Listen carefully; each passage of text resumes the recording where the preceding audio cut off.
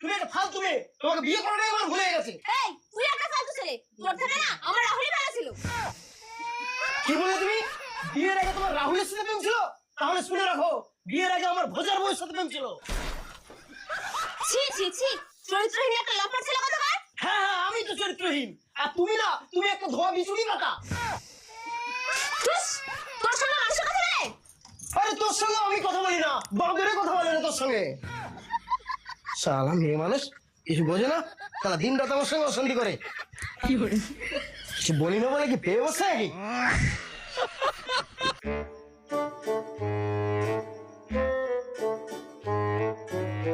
এখানে যদি কোনো মানুষ থাকে তাহলে আমার খিদা পেয়েছে, একটু রান্না করলে ভালো হতো। কেউ যদি মেয়েটাকে ধরতো তাহলে আমি রান্নাটা করতাম। দিলে কেন নেওয়া যাবে না?